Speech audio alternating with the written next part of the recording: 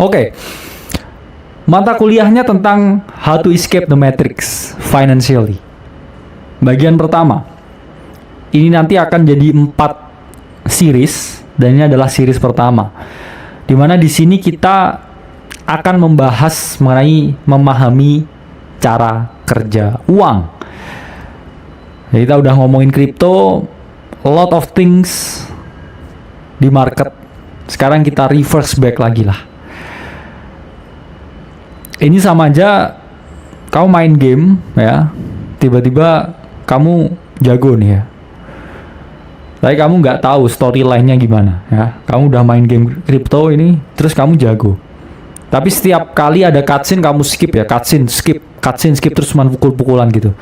Nah, habis itu terakhir setelah kamu tamatin gamenya, terus kamu bertanya, apa ini ceritanya? Itu tadi siapa pacarnya ya?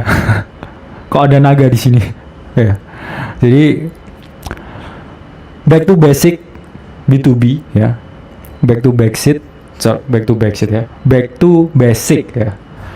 Jadi swearing saya ya.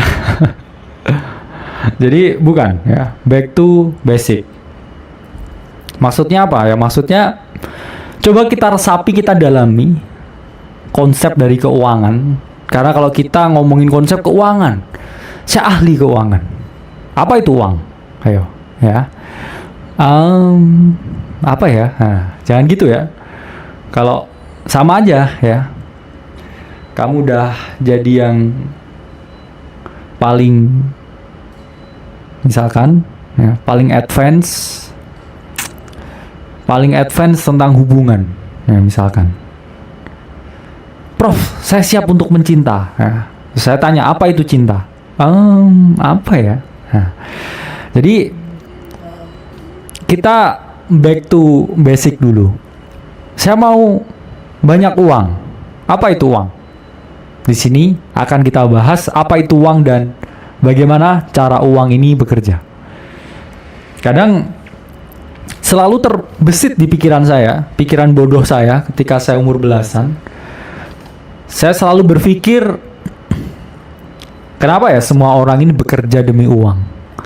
Kenapa saya lihat orang tua saya itu gunting-gunting stiker karena pelaku UMKM ya.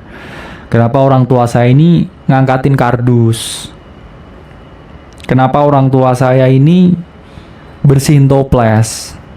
Tapi saya main game ya, 11 tahun. Harap dimaklumi. Dan saya selalu berpikir, what's the point of life? Apakah tentang cuman duit? Lalu kenapa harus cari duit? Bahkan seiring dengan waktu, saya tumbuh melihat semua orang itu melakukan apapun demi uang. Bahkan hal-hal yang kriminal demi uang. Kalau kita lihat ya kasus korupsi, kasus mencuri, dan lain sebagainya. Money talks ya. Dan di situ saya terbentuk suatu pemahaman. Tapi belum dikonstruk yang seperti sekarang ya. Jadi saya selalu berpikir dan bertanya, kenapa it's all about money? What is money? Itu belum pernah terbesit di pikiran saya. Karena keluarga saya dibilang kaya banget juga enggak. Berkecukupan. Jadi saya selalu sekolah di tempat yang bagus, kuliah di tempat yang bagus. Ya, tapi nilai akademik saya selalu yang terbaik. Jadi saya nggak ada suatu urgensi apapun tentang hidup. Sampai suatu ketika saya melihat bahwa saya harus cari uang. Ya. Urgensi itu timbul ketika orang tua saya hanya memfasilitasi saya, tapi saya nggak punya uang sama sekali. Dan itu wake up call. Dalam artian orang tua saya bagus mendidik saya, memberikan fasilitas tapi tidak pernah memberikan uang. Karena uang itu selalu berarti kebebasan. Saat itu saya memang punya tempat tinggal, kemudian juga bisa sekolah. Ya, ada fasilitas kendaraan juga. Tapi saya uang jajan tuh kecil, ya, kecil banget. Sehingga ketika teman-teman saya itu ngajak keluar, ya, ngajak nongkrong, I had no money, ya. Terus lalu saya berpikir ya, betapa mudahnya semua ketika ada uang. Dan semenjak saat itu saya berpikir, uang itu adalah kebebasan. Karena saya lihat teman saya bisa nongkrong ke sana kemari. Dan salah satu alasan saya nggak nongkrong sama temen ya, karena juga nggak punya uang juga dulu waktu itu ya. Karena orang tua saya itu selalu berpikir, ya udah kamu yang penting pinter aja. Dan saya dengarkan itu, akhirnya jadi saya jadi yang paling pinter ya di semua angkatan apapun. Jadi saya jadi yang paling pinter. Karena saya nggak tahu apa ini fungsinya uang, sampai muncul suatu urgensi bahwa saya butuh uang untuk kebebasan. Dan itu ditekankan lagi setelah adanya COVID dan ya ada chance keuangan keluarga ini sangat berantakan. Jadi saya juga respect sama Timothy. Kenapa? Karena dia dibangkitkan dunia di usia yang sangat muda. Sementara saya dibangkitkan dunia di usia yang relatif tua ya, relatif se-Timothy. Tapi progres saya cepat karena saya punya tekad yang kuat. Jadi saya kenapa sangat respect sama teman-teman yang umur sekarang ya, 17, 18 terus belajar di sini. Saya harap ketika saya 18 tahun saya tuh nggak cuman belajar. Saya harap ketika saya itu 18 tahun saya memahami arti hidup yang sebenarnya. Dan terlambat sadar belum tentu buruk juga, karena lebih baik terlambat daripada nggak sama sekali. Akhirnya setelah saya tahu urgensi yang begitu tinggi, saya pastikan ya semua sel di otak saya gunakan ya, otot di tubuh saya gunakan. Saya bahkan bekerja sampai 5 pekerjaan sekaligus sambil kuliah S2, S3. Jadi hampir 24 jam bekerja sambil berinvestasi di market kripto. Jadi saya juga sales rumah ya, saya juga jualan F&B, saya jualan fashion wanita, semua dengan istri saya, jadi patungan. Bahkan saya ketika mulai kripto itu uangnya cuma 9 juta ya, istri saya bisa ditanya ya, 9 juta, saya punya tabungan 21 juta, terus ya saya fokus di situ, bener-bener fokus. Saya pelajari semuanya, karena basic keuangan ini saya kuat banget. Basic chart itu saya kuat banget dari umur 15-an tahun udah di field itu. Dan kemudian saya sangat pandai melihat psikologis di market dan sebagainya. Akhirnya ya alhamdulillah cukup beruntung di market. Jadi dunia modern tinggi kaitannya dengan uang ya, kebahagiaan, gaya hidup, kewibawaan, perasaan aman, perasaan nyaman, perasaan lebih tinggi ya mungkin, kestabilan emosi. Di dunia modern ini semua mempengaruhi ya. Kalau kamu punya uang, jadi uang ini bisa mempengaruhi kebahagiaan, mempengaruhi gaya hidup, mempengaruhi kewibawaan, dan berbagai aspek-aspek yang saya bilang ada aspek positif, ada aspek negatif juga. Saya selalu melihat dua sisi dalam kehidupan, dan saya nggak pernah menghakimi sesuatu karena mungkin saya nggak tahu. Jadi teman-teman pun juga harus sama, jangan mudah menghakimi sesuatu dan lihat sesuatu ini dalam dua perspektif. Selalu gunakan dua perspektif. Timbul pertanyaan ya, kenapa kok seakan-akan semua masalah di dunia ini udah ya, ujung-ujungnya duit ya, duit lagi ya, duit lagi. Keluar mau parkir duit lagi. Di lampu merah ada yang minta-minta duit lagi. Terus habis itu mau beli minum, duit lagi. Setelah beli minum, pengen buang air kecil, duit lagi ya. Jadi semua masalah di dunia modern ini solusinya cuma satu, uang. Udah, ujung-ujungnya duit. Lalu kenapa itu uang dan kenapa harus uang ya? Karena ini ada riset dari Reason di tahun 2020 yang menunjukkan teman-teman fakta bahwa di dunia modern ini one single faktor ya, dari semua faktor yang paling dominan untuk mempengaruhi kebahagiaan manusia itu adalah uang. Ya, it's all about money. Saya bisa ya hidup ya dengan kamu. Misalkan ya. Kita mulai aja dulu ya. Kita bahagia kok tanpa uang. Bullshit. Ya. Blok. Gak seperti itu ya cara kerjanya. Tapi saya memang di believer yang kalau cocok mulai aja dulu di hubungan ya. Tapi kalau masalah uang, ya itu tetap harus ada lah ya. Kenapa? Karena kalau teman-teman ini nggak ada uang sama sekali, saya jamin ya, kebahagiaan itu akan sulit diraih di dunia modern ini. Bukan nggak mungkin ya, tapi sulit untuk diraih. Karena everything needs money ya. Bernafas saja butuh uang sekarang. Ya, ke mall butuh uang. Jalan-jalan ke Dufan butuh uang. Upload quotes galau di Instagram pun juga butuh kuota juga butuh uang. Jadi completely nonsense ketika teman-teman ini misalkan punya pasangan ya dan mau serius, terus ya udahlah jalanin aja dulu, tapi semua masih di cover orang tua. Totally nonsense. Cepat atau lambat kapalnya akan bocor dan karam. Karena itu adalah hal yang sangat fundamental sekarang.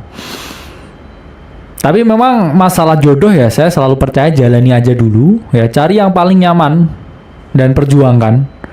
Karena kadang udah ketemu yang nyaman gak mau memperjuangkan, dua hal yang berbeda ya. Mencari dan mempertahankan, menemukan dan mempertahankan dua hal yang berbeda. Karena selalu ada dinamika ya dalam kehidupan. Entah itu kamu kehidupan sendiri, entah itu kamu kehidupan berpasangan, selalu ada dinamika. Dan itu naik turun, ups and down. Jadi Reason mengungkapkan, One, kalau dipilih salah satu kunci, bumbu, sumber, variabel kebahagiaan itu adalah uang. Karena uang ini memiliki berbagai fungsi di dunia modern ini. Pasti teman-teman mikir, apa fungsi uang? Alat tukar, alat penyimpan nilai, yaitu definisi uang SD mungkin ya. Tapi kita harus melihat uang ini secara holistik. Bahwa fungsi uang ini ya memiliki kaitan erat ya dengan harga barang dan inflasi. Feeling of safety, paradox of choice dan kebebasan memilih, serta status game. Pertama kita ngomongin lah ya. Ini chart dari Visual Capitalist 2021 menunjukkan kalau buying power dari uang itu selalu mengalami penurunan. Ini contohnya kalau di dolar. Ya.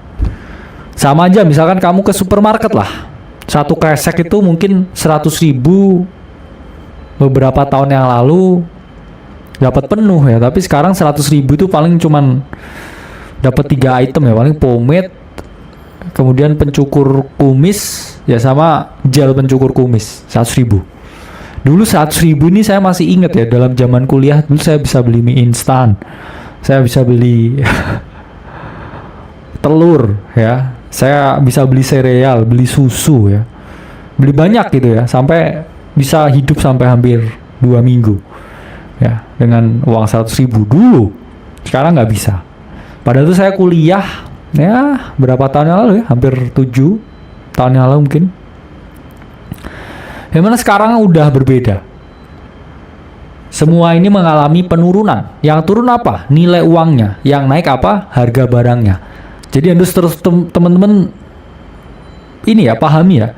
Jadi nilai uangnya ini turun, jadi relatif naik harga barangnya. Jadi bukan harga barangnya yang naik, tapi karena daya guna, daya beli dari uang ini downfall. Sehingga semua yang di kiri kanannya ini parabolik. Ingat ya, sama kayak pair ya. Pair Bitcoin USDT. Yang dibeli apa? Bitcoin. Yang dijual apa? USDT. Ini sama. Ya, jadi karena nilainya ini downfall ya, worth uangnya ini yang parabolik ini jadi harganya relatif. Kalau kita lihat dari perspektif harganya naik, tapi kalau kita lihat dari perspektif nilai guna uangnya, ini nilai guna dari uang ini selalu semakin dan akan selalu ya, mengalami penurunan. Jadi nggak ada fungsinya menabung sama sekali. Let's be real. Ya. Dan ternyata ada hubungan ya antara mental health dengan keadaan keuangan. Ini adalah model dari Money and Mental Health Policy Institute 2019. Pantesan kok orang-orang di TikTok ini mental health emang nggak punya duit. Kalau teman-teman yang mental health, penghasilannya 100 juta sebulan, saya nggak yakin dia tuh bikin story hitam ya, putih-putih ada mawar layunya, ya, nggak mungkin. Pasti storynya di SCBD, nongkrong di kafe. Tapi kalau pulang waktu lebaran dikatain tantenya tetap marah gitu. Jadi mental health ini ternyata berkaitan erat ya dengan keuangan. Kok bisa ya? Coba kita lihat dari perspektif mental health dulu. Misalkan saya ini bipolar, ya. Saya bipolar. Terus habis saya kena cahaya takut gitu ya, kena kamera takut gitu. Apa yang terjadi? Ya jelas saya juga nggak bisa kerja. Gimana caranya saya kerja? Kalau saya lihat orang aja malu, lihat kamera takut. Sehingga saya pasti jelas nggak bisa menghasilkan income. Sehingga saya mengalami yang namanya financial difficulty. Dan ketika financial difficulty saya kena, ya saya tuh jadi nggak pede, tambah stres, tambah anxiety yang mana ya akhirnya membawa mental health problem. Balik lagi, kalau kita lihat dari perspektif financial difficulty, misalkan oke, saya nggak kerja 25 tahun nggak kerja full time gamer ya, content creator ya, gamers ganteng idaman ya. Terus kamu nggak punya duit nih 25 tahun nggak punya duit, apa yang terjadi ya, kamu lama-lama stres ya, gelisah lihat story temen, aduh kondangan 25 belum kerja, aduh kondangan ya, terus temanku manajer di perusahaan A, yang mana kamu juga akhirnya kena mental health juga. Sehingga memang bukan salah mereka ya, karena semua orang punya mental health issue, cuman derajatnya yang berbeda.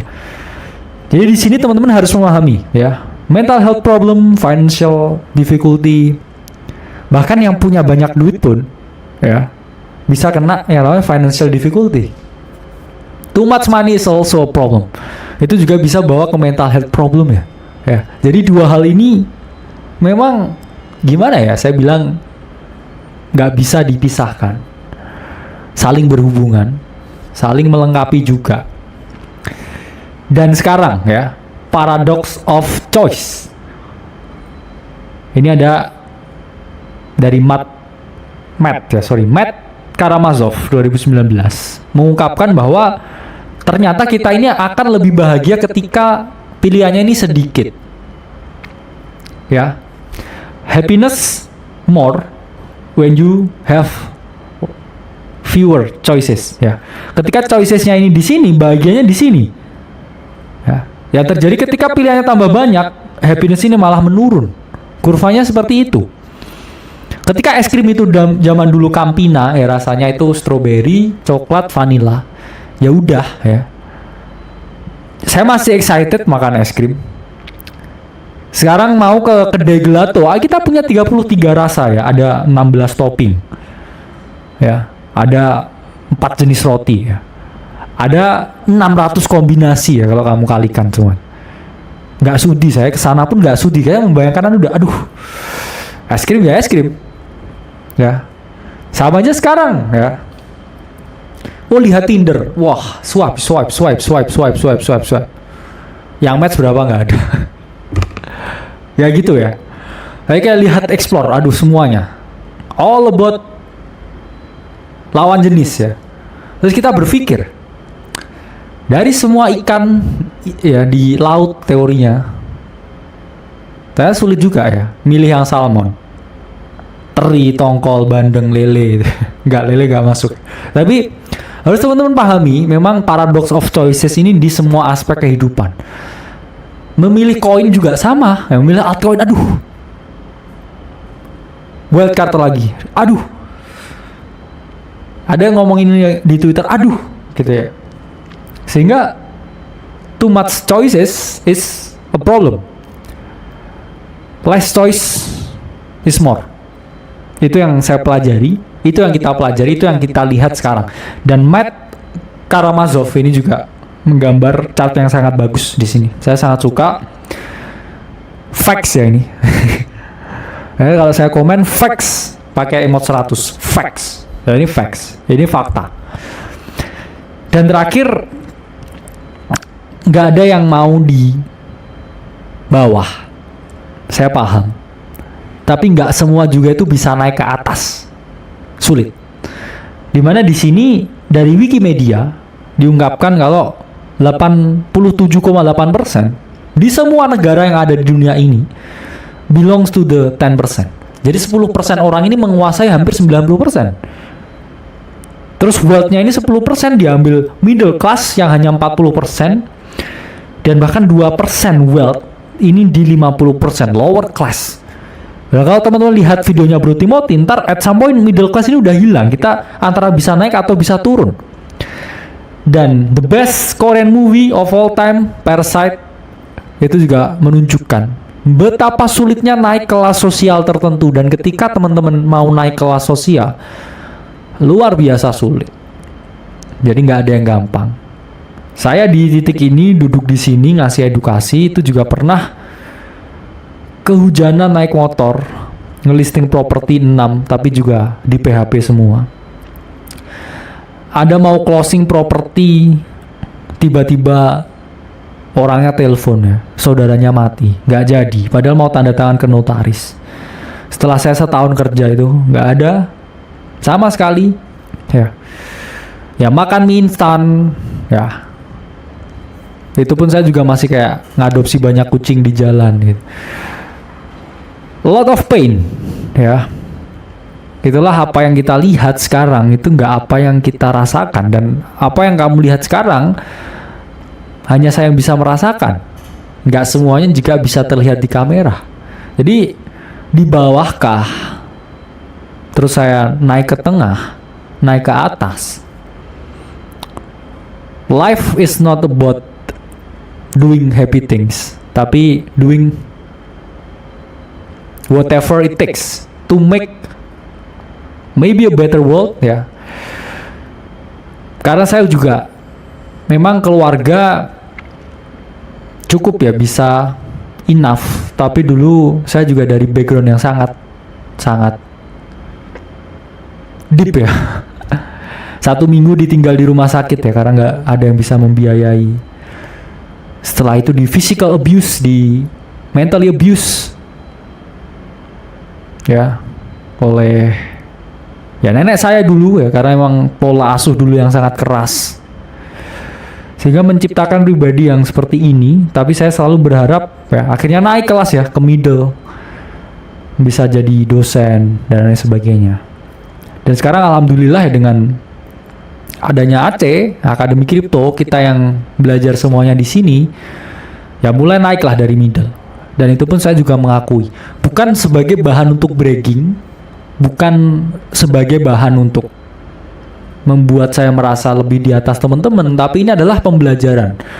Gimana kita bisa melihat evolusi dari kehidupan, mungkin dari kehidupan saya, yang mana bisa teman-teman lihat dan juga terapkan ke kehidupan teman-teman sendiri. Bahwa hidup itu nggak selamanya akan di bawah, nggak selamanya akan di bawah. Bukan saya yang menjual mimpi, tapi mungkin mimpimu terwujud bukan dari AC, tapi mungkin terwujud karena kamu mendengarkan sesi hari ini, dan kamu mungkin jadi better bukan di kripto. Who knows? Mungkin kamu buka coffee shop dan tiba-tiba jadi the next kopi kenangan. Nobody knows. Tapi yang saya ungkapkan di sini bahwa ternyata jalan saya itu di kripto. Entah itu dari ketika saya mulai berinvestasi sampai saya membuat platform edukasi seperti ini, ya, untungnya di kripto. Dan mungkin teman-teman untungnya di bidang yang lain. Dan itu juga nggak masalah, karena rezeki itu yang ngatur ya Yang Maha Kuasa. Kita ini hanya wayang, ada dalangnya. Cuman kalau jadi wayang, ya kadang harus tersenyum sambil terus bekerja semaksimal mungkin. Wayang itu juga capek loh ya, seharian, semalaman digerakin gini terus. Kita capek, tapi kita paham bahwa ada dalang yang menggerakkan, ya. Bahwa kadang memang kita harus tersenyum ketika lelah. It's fine. Wayang juga bisa capek, ya. So it's about social status.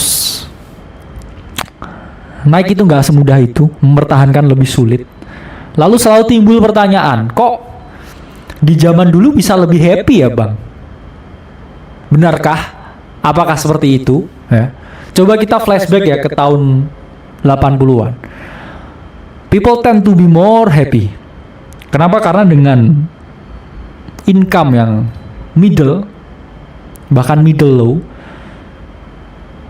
ini bisa beli rumah ya, bisa kuliahin 2 anak dan punya mobil. Bahkan itu income middle low. Sekarang guru honorer ya, sangat distopia keadaan yang ada saat ini. Dan itu selalu membuat saya tidak nyaman ya. Kenapa dunia seperti ini? Ya memang saya bukan orang yang sangat naif berharap bisa merubah dunia. Tapi saya selalu berpikir bagaimana merubah saya. Dan ketika saya berubah, mungkin energinya juga, orang di sekitar saya juga berubah. 10 orang yang berubah itu jauh lebih bagus daripada 1. 5.000 yang berubah yang lagi nonton sekarang. Ini juga lebih baik daripada 1. Life is about ya radiating ya, positive energy. Jangan selalu mengeluh dan berharap semua diselesaikan oleh pemimpin. Coba kita selesaikan dari kita sendiri. Semua orang pingin perubahan, tapi nggak semua orang mau berubah. Hampir semua orang itu nggak mau berubah. Jadi masyarakat dulu sebelum modernisasi itu memang lebih bahagia daripada sekarang. Saya bisa bet ya, semua yang saya miliki kalau sekarang ada mesin waktu terus saya balik ke tahun 1970, mungkin saya 1000% lebih happy dari sekarang. Ya, 100,000% lebih happy. Karena memang akar masalah dan solusi dari semua itu adalah uang. Dan kalau kita mau ngomong sejarah tentang uang, ini akan sangat panjang. Tapi akan kita bahas. Kita akan kulik ya sejarah tentang uang. Yang mana ini ada beberapa lini masa dari prehistory period, medieval period, ya, industrial revolution, modern day, dan the future. Yang mana kita ngomongin dulu zaman prasejarah, Mesir kuno, Cina kuno, itu sudah ada perdagangan. Nggak ada manusia yang bisa hidup sendiri. Bahkan teman-teman kita ya yang zaman dulu, ini mereka udah saling bertukar barang dan jasa. Bahkan dari zaman Mesir kuno, ya. Kalau teman-teman lihat, memang core-nya manusia itu tidak ada yang bisa hidup sendiri. Core-nya manusia. Dan memang kalau kita bicara ya konsep dari society ya, ini adalah tentang saling memberi ya. Give more than you take. Itulah kenapa gak ada orang yang bisa hidup sendiri ya. Tell me satu orang yang bisa hidup sendiri. Gak ada ya. Apakah saya bisa hidup sendiri? Enggak ya. Buktinya dimatikan aja diskusinya saya udah panik ya. Paniknya ini. Panik teman-teman nanti gimana ya. Kepedulian yang berlebihan. Nggak apa-apa ya. It's all about giving back. It's all about giving back. Dan itu adalah core dari community. Nah, dulu ini ada 3 skema ketika di Mesir kuno. Yaitu pertama adalah barter. Barang ditukar barang. Misalkan saya punya sapi mau ditukar 10 kambing. Ya, tapi di sini ada kesulitan di mana harus ada 2 orang yang memiliki 2 keinginan yang sama menukar 2 barang yang berbeda. Ya, jadi adalah kesulitan ketika kita melakukan barter. ini mencari orang yang kambingnya mau ditukar dengan sapi dan mencari orang yang sapinya mau ditukar kambing. Ya, jadi ada kesulitan ganda ketika kita melakukan sistem yang namanya barter. Nah, kemudian itu udah agak berevolusi lagi ya. Kemudian ada era uang barang. Barang tertentu ditukar dengan barang. Oh, misalkan daerah ini maunya cuman kapuk ya. Ada kampung ini maunya kapuk. Jadi dia ada yang jual kambing, dia ada yang jual sapi, tapi kita harus bawa kapuk ke sana. Ya, barang ditukarkan barang tertentu. Oke, misalkan 1 ton kapuk dapat 1 ekor kambing misalkan. Jadi orang berbondong-bondong dari daerah lain masuk ke sana bawa kapuk ya, diangkat, kemudian bisa ditukarkan. Terus yang terakhir ini udah agak smart ya, uang logam. Logam ditukar barang. Apa ini logamnya? Ya ini emas, perak, perunggu. Ya, jadi ini lebih advancing lagi society-nya. Jadi akhirnya manusia ini lama-lama berpikir ya, kenapa ini satuannya nggak kita bulatkan ke misalkan barang yang berharga, yang mendapatkannya susah, karena dulu emas ini nggak semua orang ya bisa memperoleh, harus menambang. Akhirnya dari situ orang-orang ini memahami ya konsep bahwa uang itu harus diperoleh dengan difficulty. Jadi nggak ada istilah makan siang yang gratis, nggak ada istilahnya uang ini tumbuh dari tanah ya, uang ini dari pohon keluar uang, nggak. Mereka memahami dari dulu bahwa dibutuhkan difficulty khusus untuk mengakses dan memiliki uang. Sehingga akhirnya ada era uang logam, di mana logam ini ditukar barang. Emas ya ditukar barang-barang tertentu. Oke. Nah, kemudian ini polanya lebih advancing lagi. Di tahun 1100 ketika banyak peziarah di Yerusalem, ini mereka banyak yang bawa logamnya, ngangkat-ngangkat logam. Terus mereka ini misalkan mau beli makanan, wah saya kalau ngangkatin logam ini berat, apalagi saya ini mau ibadah. Terus kemudian pada saat itu muncul ya namanya White Templar ya, Satria Putih zaman dulu, yang mana pemerintah setempat ya atau Templar ini membuat suatu konsep yang mana ini adalah cikal bakal dari bank. Jadi ada orang yang memiliki logam, mereka menitipkan logam yang mereka miliki ke Templar ini, dan Templar menerbitkan kertas bukti bahwa mereka ini memiliki logam sejumlah sekian. Ini pun juga awal mula dari gold standard ya. Jadi ada kertas uang ini baru bisa ada ketika ada bukti emasnya langsung. Kamu store emas di sini, misalkan 10 kilo emas ya zaman dulu ya, berat itu 10 kilo. Ini kertas bukti bahwa kamu juga memiliki 10 kilo emas. Kamu pegang kertasnya, nanti kalau kamu lagi ibadah ya, misalkan mau beli minum atau mau beli makanan, nih pakai kertasnya. Oh ini saya punya kepemilikan sekian. Dan itu pun terjadi pada tahun 1100-an di Eropa ya, pada saat itu eranya Ksatria Putih ya.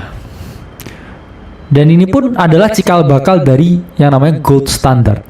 Jadi ada istilah ya, gold standard, standar emas. Harus ada emas baru bisa keluarin uang ya, dalam jumlah tertentu. Nah, seiring dengan perkembangan teknologi dan industri yang sangat pesat, lahirlah yang namanya era ekonomi klasik, yaitu Adam Smith yang memprakarsai dengan bukunya ya yang berjudul The Wealth of Nation. Beliau ini mengungkapkan kalau memang efisiensi is key. Kalau kamu mau sukses, negara ini mau maju, tekan biaya serendah mungkin, semuanya. Dari bahan baku sampai sumber daya manusia. Dan ketika sumber daya manusia ini ditekan, apa yang terjadi? Ada yang namanya eksploitasi. Para buruh, para pegawai pabrik di zaman itu ini earn very minimum wage. Ya, sehingga muncul ya paham juga Marxisme, Karl Marx dengan bukunya Das Kapital ini menentang berat ya, menentang dengan sangat amat tinggi eksploitasi manusia yang sangat besar di era klasik ini. Sehingga akhirnya ya muncullah paham ya Marxisme dari Karl Marx. Karena Adam Smith ini berharap bahwa semua ini tentang pasar. Yang kuat ini bertahan, yang lemah ya silakan mati, seperti itu. Ditentang oleh Karl Marx dan kemudian ditengahi oleh Keynesian, yang mana mengungkapkan ya Keynesian bahwa antara paham kiri dan kanan ini harus diinjek di tengah-tengah, yaitu adalah pemerintah, yang mana pemerintah ini jadi wasit antara yang kiri dan kanan ya. Supaya apa? Supaya tidak ada kebijakan yang terlalu memberatkan satu pihak, tapi juga nggak ada kebijakan ini yang kayak tidak menuntut kompetensi, sehingga muncullah ya Keynesian itu tadi. Itu sebagai jawaban. Dan itu adalah histori ekonomi yang kita pelajari sampai saat ini, dimana kita melihat ya pemerintah itu memiliki peran ya sebagai pihak ketiga. Dan di sini perdagangan antar negara ya, yang mana gold standard itu dari Satria Putih di 1100-an, lahirlah di 1800-an era ekonomi klasik, dan adanya ekonomi klasik yang meningkatkan efisiensi, kemudian adanya peningkatan kompetensi di pasar, itu pada akhirnya teman-teman ini membawa suatu dampak yang positif, terjadinya perdagangan internasional yang sangat masif, globalisasi ya, McDonald udah ada ya, keluar ya, bahkan sampai ke Indonesia dan lain sebagainya, ada KFC, semuanya ini serba terglobalisasi, sehingga ketidakpastian ini membutuhkan negara ini menerapkan yang namanya gold standard, karena ini pasti market ini akan sangat berantakan ya ketika ini tidak ada standar ya, emasnya, sehingga ada yang namanya standar emas pada saat itu untuk melindungi pasar yang terlalu bebas ini. Fluktuasi uang ini udah nggak karu-karuan ya, ke kiri ke kanan, multi nation, sehingga banyak negara yang pada saat itu memprakarsai yang namanya gold standard, dimana ini data dari KRIS 2015. Ini awal mula berbagai negara ini menerapkan gold standard ya. Italia 1883, South Africa 1882, Swedia ya 1873, Turki 1881, US 1879, Argentina 1899. Jadi pada saat itu berbagai negara ini getol ya menerapkan yang namanya gold standard. Kalau kita mau cetak uang, kita harus punya reserve emasnya sebanyak yang kita keluarkan. Ya kalau zaman sekarang ya kayak USDT, ya katanya ini USDT ini 1:1 di back dengan US dollar yang asli. Jadi di sini teman-teman harus memahami pada saat itu berbagai negara ini berpikir ya, wah kita harus menerapkan yang namanya gold standard, kalau nggak bisa survive ekonomi kita ya. Itu visinya ketika tahun 1880-an sampai 1900-an awal. Itu yang mereka pikir berbagai negara-negara ini. Nah, kemudian pun ya paham kiri kanan ini ya sebelum adanya Keynesian dan lain sebagainya, ini menimbulkan banyak sekali konflik. Yang mana salah satu konflik terbesar ya di dunia yaitu adalah Perang Dunia Pertama dan Perang Dunia Kedua ya, yang meletus. Dan sejak saat itu ya memang nggak ada perang ini yang membawa hal yang positif ke ekonomi. Ekonomi pun juga sangat porak-poranda. Dunia juga tergoncang ya kala itu. Tidak ada yang namanya kestabilan ekonomi ketika adanya perang dunia. Apa yang dipikir oleh negara pada saat itu hanyalah satu, selamat. We survive this war. Ya, itu yang paling penting. Karena kalau nggak selamat ya pada saat itu, gimana kita ini mau mikirkan tentang ekonomi. Dan seperti ungkapan ya, sejarah itu ditulis oleh pemenang ya.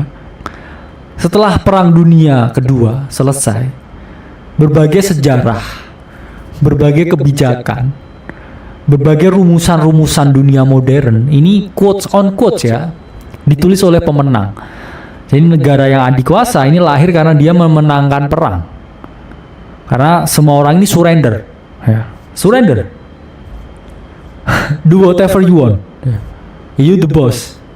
Jadi yang terjadi memang berbagai kebijakan ini menuruti ya negara pemenang. Ya, kita tahu siapa negara pemenangnya. Dan banyak hal ya istilahnya kebijakan ya. Ini ada ribuan kebijakan dunia dari negara pemenang ini setelah Perang Dunia Kedua. Dan yang paling meletus yaitu adalah ketika tahun 1971 ya, Presiden USA kala itu adalah Richard Nixon ini menghapus ya yang namanya gold standard. Jadi pada saat itu atas dasar ya untuk ya memperbaiki ekonomi karena adanya depresi besar ya karena perang dan lain sebagainya. Kita mau ekonomi ini better. Gimana kalau kita cetak duit sebanyak-banyaknya? Nah, itu persis kayak gitu ya. Jadi yang awalnya kita untuk keluar uang ini ya membutuhkan emas yang harus ditambang, ini nggak perlu, tinggal beli tinta yang ada di Swiss ya, ya. Money is made. Jadi di situ kalian harus memahami bahwa semenjak 1971 nilai uang ini akan selalu menurun, bahkan 0 reason menabung. Nah, sangat kontroversial tapi mungkin memang harus sedikit ya untuk uang cadangan. Beda ya antara uang cadangan dengan uang yang ditabung. Itu sangat berbeda konsepnya. Tapi karena setelah dolar ini standarnya udah habis, udah nggak ada dolar standar, berhak mencetak apapun, berapapun, kapanpun. Ya. Karena sejarah ditulis oleh pemenang. Dan kebijakan oleh Richard Nixon itu disebut juga dengan Nixon shock ya pada kala itu. Karena berapapun bebas yang mencetak uang ya. Money printer. Ya, money printer goes burr ya katanya. Dan semenjak saat itu ya udah nggak ada lagi nih ya nilai dari uang. Karena bisa dicetak sesukanya. Karena kalau dulu uang ini relatif stabil karena ada emas. Karena emas ini kan nilainya relatif stabil dan cenderung naik. Karena apa? Dibutuhkan pengorbanan. Sesuatu itu yang membutuhkan pengorbanan itu tidak semudah itu turunnya. Ya. Sehingga dulu membuat uang baru itu harus ada emas. Emas yang muncul uang baru ya nilai stabil. Tapi sekarang nggak ada emas yang harus dijadikan standar. Uang baru bisa dicetak melalui kebijakan tertentu. Dan yang mana nilainya ini malah semakin turun. Ya karena nggak ada pengorbanan. Sama ya kayak memes itu ya. Bad times ya create strong man ya. Good times ya create bad man ya. Terus bad man ya creates hard times ya. Hard times create strong man. Muter-muter gitu terus. Karena memang apa aja itu yang nggak diperjuangkan itu nggak layak didapatkan ya.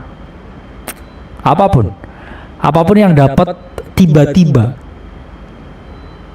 that's not gonna sustain. Dibutuhkan yang namanya perjuangan, pengorbanan, pengabdian, ketulusan hati. Itu pun juga belum jaminan kita menjadi yang berhasil. Tapi bayangkan kalau kita nggak memperoleh, nggak melalui itu semua, tiba-tiba kita diberi wealth, kita diberi kekuasaan. Mungkin at some point we tend to corrupt ya. Terus ketika kita korup, kita lengser. Dan ketika kita lengser, kita merugikan banyak orang. Jadi apapun itu yang nggak ada dasar ketulusannya, itu sulit. Ya sama kayak saya membangun ini semua ya, karena atas dasarnya awalnya itu ketulusan. Sama sekali nggak tentang cuan. Ya saya pun juga nggak tahu bakal bisa sebesar ini. Karena saya cuma pengen tulus ya, mengajar, tulus berbagi, tulus mengabdikan apa yang saya miliki, dan ya akhirnya tiba-tiba loh gede ya. Itu pun juga thanks to you guys ya, semuanya yang udah support kita di sini. Dan kita juga pasti nggak akan mengecewakan teman-teman. Dan dalam prosesnya ini selalu ada ups and down ya. Hubungan antara dua orang ini ada bencinya, ada senengnya, tapi di balik itu semua jangan pernah melupakan bahwa ya kita adalah keluarga ya. Kadang saya juga kesel sama ibu saya, bunda ya manggilnya. Kadang juga kesel sama ayah saya. Tapi in the end of the day only love. Karena mereka adalah kedua orang tua saya.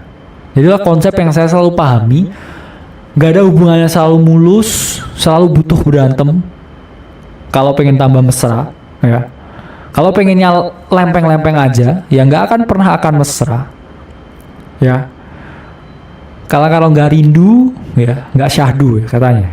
Oke, next. Nah, selama bertahun-tahun ya, 98 ini, ya dari Search ya, Son Louis Fett. Gini Foundation Org. US Money Supply 1959 sampai 2018 ya. Money printing is wealth theft. Apa yang teman-teman lihat di sini? Ya seperti yang saya ungkapkan, uang ini dicetak terus-menerus tanpa adanya jaminan tertentu, tanpa adanya ya underlying tertentu. Jadi selalu tambah banyak uangnya ya. Itulah mengapa ya nilainya ini menjadi semakin menurun. Jadi saya nggak nyarankan teman-teman menabung. Saya menabung ya, untuk kaya. Kamu menabung itu untuk berjaga-jaga dan itu namanya bukan menabung, tapi memiliki dana cadangan. 6-12 bulan untuk hidup. Sisanya either ini uang yang kamu investasikan di pasar keuangan, ke saham, ke kripto, reksadana, obligasi, atau untuk aktif bisnis. Oke, saya buka warung, oke saya buka ini. Saya sangat respect. Ya benar-benar dari lubuk hati saya yang paling dalam. Saya respect ke teman-teman yang masih belajar di sini, tapi ya post foto. Ini saya lagi dagang ini bang, ya. Ini saya lagi jualan ini bang. Nah itu saya sangat respect karena you the king ya. Kamu tetap mau belajar. Ya mungkin saya tahu di tengah struggle membangun bisnis, di tengah struggle semuanya yang kamu hadapi, kamu masih mau mendengarkan saya. Ya dan saya ini bukan siapa-siapa. Jadi itu yang membuat saya kadang sangat menaruh ya perasaan terhadap teman-teman semuanya di sini.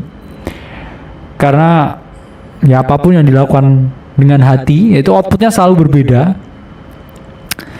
Dan di sini saya selalu respect teman-teman yang mau belajar dari kalangan apapun. Karena saya juga banyak dapat ya. Saya terima kasih Prof. Saya umur 40 tahun ya. First of all, saya bukan Prof. Itu cuma panggilan komunitas. Ya, Prof itu kalau gelar tertentu dari universitas tertentu itu Prof. Ya, nggak pantas lah disebut Prof. Tapi saya sangat respect teman-teman yang mau belajar. Ya. Mungkin 1-2 keluh kesah saya, 1-2 pengalaman saya, 1-2 pengamatan yang pernah saya lakukan. Ini mungkin berguna untuk teman-teman. At least saya nggak bisa narik kamu, tapi at least yang saya sampaikan membakar semangatmu. Dan ini pun juga sangat dibutuhkan ya. Karena kekuatan terbesar itu adalah api ya di dalam jiwa ini yang terus membara ya. Kalau apinya udah mati, orang basic itu udah mati. Karena hal yang membuat orang itu tetap hidup itu adalah rasa penasaran, rasa gelisah, rasa ingin tahu. Dan ketika itu besar sekali, ya, kamu akan terus hidup. Kamu akan selamanya hidup. Kamu akan selamanya di sini. Ya. Jadi kita lihat ya, uang modern di modern world ya, modern problem ya, require modern solution yaitu katanya. Ini ada 3 hal utama ya yang bisa menghasilkan kita uang. Kombinasi, interseksi, dan juga ya integrasi ya antara 3 hal ini, yaitu adalah time, energy, dan juga uncertainty. Inilah konsep yang saya lihat sendiri ya, bahwa pada dasarnya ketika ingin uang, teman-teman itu antara mengorbankan waktu, tenaga, atau ketidakpastian. Maksudnya apa? Atau teman-teman bisa menggunakan ketiganya secara bersamaan untuk memperoleh uang. Atau untuk memperoleh uang ini teman-teman membutuhkan waktu, tenaga, dan juga ketidakpastian. Seperti apakah konsep dari time, energy, dan uncertainty ini? Ya ini akan kita bahas. Pertama, mau nggak mau ya orang ini menukarkan waktunya untuk bekerja demi uang. Saya pun di sini juga bekerja demi uang. Saya menukarkan waktu saya untuk uang. Saya di sini ngajarin teman-teman, sharing ilmu, sharing pengalaman untuk bekerja demi uang. for money? Ya, apakah saya kaya dari jualan kelas? Kaya. Apakah saya kaya dari trading sendiri? Kaya juga. Ya. Apakah saya bisa lipat gandakan keuangan saya miliki? Bisa. Ya. Jadi semua orang ya ini juga menukarkan waktunya untuk uang, sayang. Ya. Semua ini tentang uang. Tapi memang ada ketulusan di sini yang beda. Jadi bukan cuman uang ya. Ketulusannya gede, uangnya tambah gede ya. Karena saya makin tulus ya, makin banyak uangnya, makin banyak yang join AC ya. Karena semakin tulus ya, semakin tinggi rasa sayang, uangnya banyak terus ya. Ya ini effortnya juga gede, ya effortnya juga gede. Yang mana di sini semua orang itu menukarkan waktunya untuk uang. Teman-teman kerja jadi graphic designer di suatu perusahaan, teman-teman kerja jadi konsultan di suatu firma, teman-teman kerja jadi akuntan di suatu perusahaan publik. Ini teman-teman menukarkan waktunya untuk uang. You sell your time for money. Tapi gimana kalau perspektifnya ini kayak gini? Misalkan sebulan bekerja, ya, ini bayarannya itu 5 juta per bulan. Tapi kalau perspektifnya dirubah, kalau kamu hitungnya per jam gimana? Misalkan kamu bekerja ini sehari ini 12 jam selama 5 kali seminggu.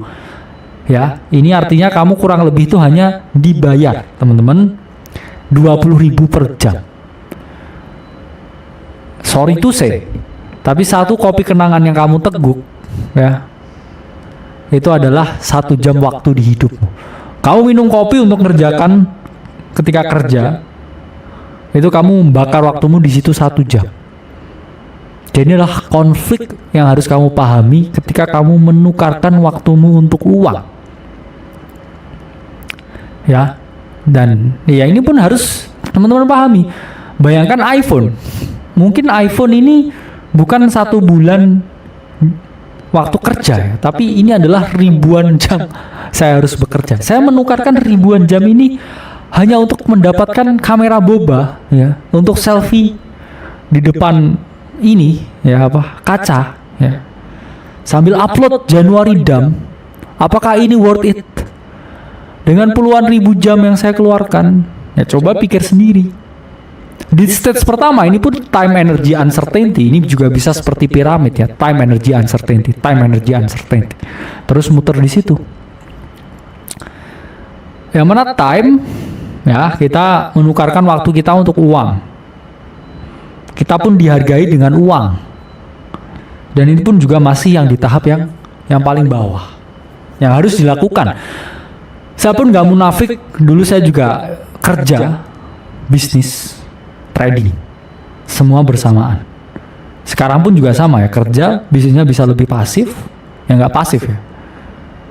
Kerja, bisnis, trading juga. Jadi 3 hal itu ya yang membuat saya di titik ini bukan karena saya mematahkan satu hal ya, tapi saya gunakan semuanya seefektif mungkin dan saya akhirnya menemukan yang namanya gulungannya untuk bisa grow lebih eksponensial lagi. Jadi apa yang dilakukan di AT, efisiensi yang kita lakukan ini bisa teman-teman terapkan di usaha teman-teman punya apapun. Jadi kita tuh nggak pernah sensi ya dengan yang namanya kompetitor yang merasa, oh saya yang paling pinter, saya lebih pinter dari AVS memang ya, saya juga nggak sepinter itu, oh, saya ini lebih jago ya, trade saya lebih ini, join ya, silahkan join. Jadi ini saya mengungkapkan ya dengan ketulusan hati yang sungguh-sungguh, karena saya tuh nggak pernah peduli dengan rezeki orang lain.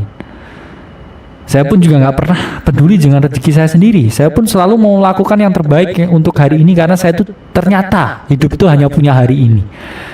Masa lalu nggak bisa saya rubah, masa depan juga bukan punya saya. Jadi ya saya hanya punya hari ini. Hari ini untuk bernafas, hari ini untuk memberikan selalu yang terbaik. Dan itu pun memang harus teman-teman pahami. Dan nggak selamanya ya teman-teman ini nggak harus selamanya menukarkan waktunya untuk uang. Karena sekarang misalkan ya saya pengen semuanya ini saya kerjain sendiri, saya bisa ngedit video sendiri ya, live sendiri, semuanya webinar semuanya sendiri. Tapi sekarang saya fokusnya di bisnis ya, dan juga grow portfolio. Karena ternyata bisa teman-teman yang editin yang lain, yang buat video yang lain, yang buat animasi yang lain. Jadi saya bisa tinggal fokus di bisnisnya. Jadi itu yang harus teman-teman pahami. Resources waktu itu adalah yang paling berharga.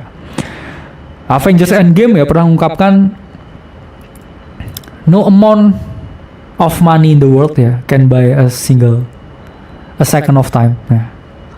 Good quotes. Karena ya dibilang ini pun fokus ke bisnis, saya pun fokus di waktu saya juga nggak ada ya. Saya pun juga nggak ada waktu dengan keluarga, baru pulang kampung 6 bulan, bayangkan. Ya. Jadi itu tentang trade off, ya, opportunity cost. Dan kedua, kita membutuhkan energi untuk menghasilkan uang. Ya, melukis, main drama, main teater, main film, dan main-main yang lain. Ya, itu selalu membutuhkan energi. Bikin musik. Ya. By the way, saya juga pernah buat musik dan lain sebagainya, EDM dan lain sebagainya. Itu semua membutuhkan yang namanya energi. Tidak serta-merta ya, kamu ini bisa gambar terus dapat duit, kamu nggak butuh energi. Ketika kamu ini menggambar, dan energi ini ada 3.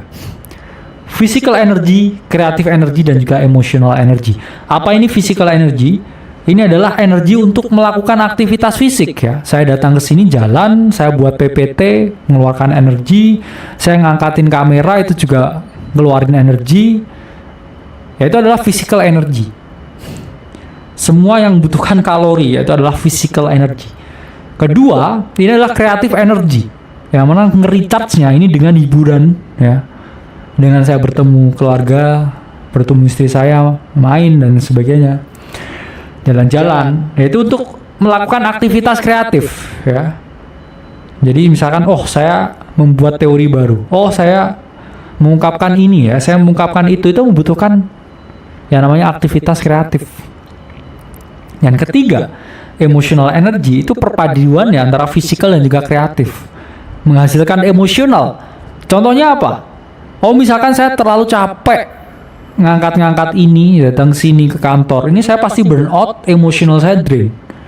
Saya pun juga nggak bisa beraktivitas, jadi nggak bisa mengeluarkan kreatif energi. Sama dengan kreatif energi, ketika saya mikir, terus ya gambar-gambar cat mikir, terus emotional energi saya juga draining. Dan apa yang terjadi? Ya pasti menurun. Sehingga emotional energy ini berkaitan dengan performance. Ini karena perpaduan physical energy dan juga creative energy. Dan ini ada riset dari Liu 2015. Memang pria ini cenderung nggak bisa multitasking. Dia fokus ke satu, tapi itu sangat amat ya. Fokus ya, sangat amat bagus hasilnya. Tapi wanita ini cenderung multitasking. Banyak hal kecil tapi banyak bisa dilakuin hampir semuanya. Dan itu pun juga gift ya, berbeda. Dan di sini saya ungkapkan ada kecenderungan spesialis ini lebih menang daripada generalis. Generalis ini stabil aja kurvanya. Tapi orang yang spesialis at some point ini akan bisa mengalami terobosan. Dan ini pun yang terjadi di saya. Ketika saya mau fokus kripto, itu saya punya 3 pilihan dari bisnis itu. Antara kripto, properti ya saat itu, atau di industri fashion. Dari 3 itu, saya fokus di kripto. Kenapa? Karena itu sesuai passion saya. Saya nggak harus ketemu orang dan sebagainya. Saya harus perlu berpikir analisa dan trading.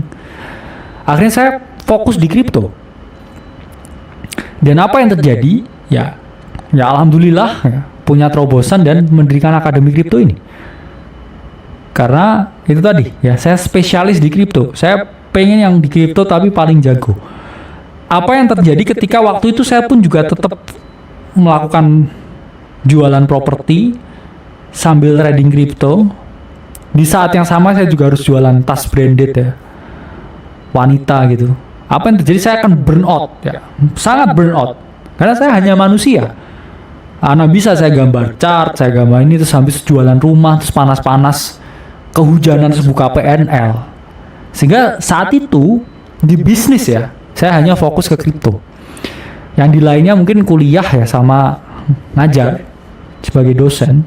itu saya anggap bukan suatu yang membutuhkan fokus ya, karena saya born to ya do things ya di kampus dan lain sebagainya. Jadi sangat sedikit sekali konsentrasi saya di situ. 20% lah. Saya kuliah sambil ngajar itu cuma 20%. Saya 80%-nya di kripto. Dan ketika 80%-nya ini saya juga ocak-acik di yang lain, nggak akan pernah saya bisa ada di titik sekarang. Saya hanya membutuhkan satu terobosan breakthrough sehingga saya parabolik seperti ini. Dan itu pun juga bisa teman-teman lakukan ya, dengan fokus di bidang apapun yang teman-teman pilih. Dan selanjutnya ini terkait dengan uncertainty ya. Kalau di ekonomi kita bilang opportunity cost. Karena ketika kita memilih ya, itu selalu ada yang berhasil, ada yang enggak. Misalkan di sini oke. Ya sama kayak saya tadi. Ya. Kalau ini saya ada dua pilihan waktu itu. Apakah saya harus fokus kripto atau saya buka coffee shop seperti 20 teman saya lainnya? Apa yang terjadi kalau saat itu saya ngikuti teman saya ya, 20 orang ini, saya benar-benar tahu 20 orang ini buka coffee shop. Kalian tahu yang bertahan berapa? Hanya 3, 17-nya bangkrut. Dan ketika saat itu kripto ini nggak semasif sekarang. Dan apa yang saya dapatkan ketika saya fokus kripto, yang saya dapatkan adalah financial freedom. Ini yang terjadi di saya dulu. Mungkin pun kalian juga malah kebalikannya. Kalau sekarang kamu punya bisnis ya, oke kah saya fokus jadi fotografer atau kripto? Ternyata kalau kamu all in di kripto ternyata malah rungkat. Tapi kalau kamu malah beli-beli kamera lagi buat agensi, malah kamu bisa jadi selevel Rio Motret. Itu adalah ada yang namanya opportunity cost. Ya, itu adalah uncertainty. Dan untuk menghasilkan money, ya ini kamu harus melewati fase uncertainty. Gak ada yang kamu namanya salah milih terus dapat duit. Kalau dulu tuh saya milih terus habis itu oke, buka coffee shop. Ya. Saya nggak mungkin di sini sekarang. Kalau saat itu saya tetap oke, saya akan tetap jadi agen properti. Saya juga nggak akan di sini sekarang. Jadi sesuatu itu ada yang namanya uncertainty-nya, ya, ada pilihannya. Apalagi kita ngomongin dunia yang nggak pasti, ya, kita ngomongin hasilnya pun juga nggak pasti. Karena selalu ada ketidakpastian dalam kepastian. Nah, itu quotes-nya. Selalu ada ketidakpastian dalam kepastian. Jadi meskipun itu pasti, itu tetap nggak pasti. Ya, seyakin-yakinnya apapun kamu terhadap sesuatu, bisa aja berujung pada kecewa. Dan dunia telah mendewasakan saya. Saya harap dunia mendewasakan kita semua. Ya, selalu ada ketidakpastian dalam kepastian. Itu adalah hal yang harus teman-teman pahami. Jadi gunakan time, energy, uncertainty sebijak mungkin, seefisien mungkin. Harus lebih difokuskan titiknya yang mana. Karena nggak ada yang bisa namanya fokus semua. Ya, aku sayang kamu, aku sayang dia, itu nggak ada. Orang yang nggak setia endingnya tidak bahagia. Karena ada interview ya dari, ya ini founder dari Playboy ya. Setelah sorry to say ya, berpetualang dengan ribuan wanita. Ketika dia tua, dia itu hanya satu penyesalan dalam hidupnya, yaitu adalah tidak setia pada satu wanita dan tidak memiliki anak, lalu bisa hidup normal seperti orang lain. Jadi orang yang kita bilang ya ini ada di jalur yang berbeda, ini sebenarnya tuh mereka ini butuh kita rangkul untuk ke dalam jalur yang normal. Karena memang nggak ada gunanya ya. Jadi pang ya melenceng dari norma sosial. Jadi kita harus ada di koridor yang sama seperti orang lain untuk bahagia. Ya memang ada quotes-nya ya. Saya ingin jadi beda, ya saya bisa bahagia. Itu kalau memang bedanya itu hal yang positif ya. Saya ingin beda, saya ingin bahagia ya. Tapi kamu keluar rumah nggak pakai baju, ya itu adalah hal yang stupid ya. Jadi ini adalah tentang mengelola sumber daya dan mengelola uncertainty. Karena kalau kita ngomongin uncertainty, kita ngomongin investasi. Di How to Escape the Matrix Financially yang part 2, kita akan membahas mengenai investasi sebagai perlindungan kita dari inflasi. Kita akan bahas banyak aset investasi di Senin minggu depan. Oke, saya Khalil Masada dari Akademi Kripto. Semoga kuliah malam hari ini bermanfaat.